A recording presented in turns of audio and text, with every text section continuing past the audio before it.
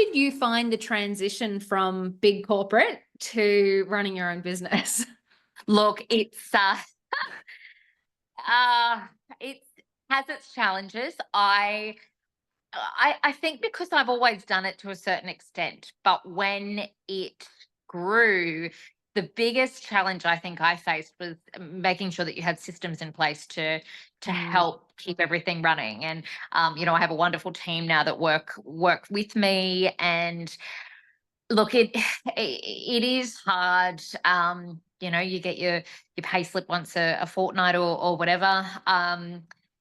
Managing everything and going into your own business. However, it is just so worthwhile. And, Mm. I think my journey, I started when I was quite young, my own business, and I've had to learn so much along the way. And I think, for anyone wanting to start out, just start. That's kind of my advice. Yeah, I love that. I always say that to people. So I was in corporate for 10 years and then started my own business. And I was like, sure, running a business is very challenging, but I Yeah. never would have learned the things that I have learned sitting behind Mhm. a desk, doing the same No, over and over absolutely. and And over. so many different elements.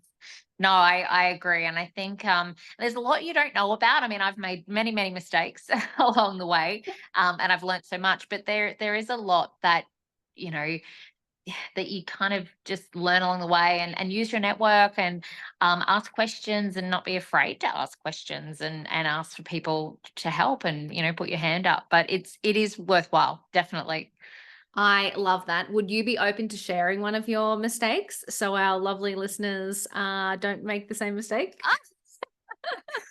One of my early on, so when I just started teaching, I was also I crazily decided to uh, do some PR work as well, and oh, one thing that I forgot to do was check IP and domain name and all of those types of things for and this is not my current business now. It was another little one I sort of dabbled in. And I registered the business, everything was fine. Woohoo, I got the domain name.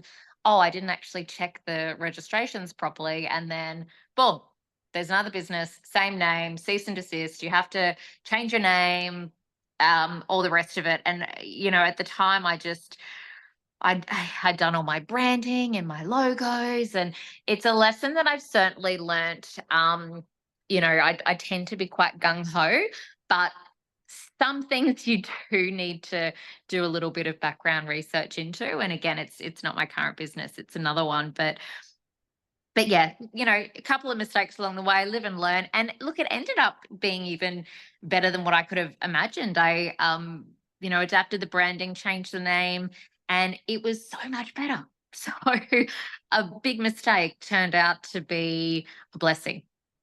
I love that. I think you have to look at those things as blessings in disguise Mm, as well. Like that's such a great attitude to have to anything in business, really. But it's so interesting that you mentioned that because I've got plenty of founder friends who have run into the exact same issue.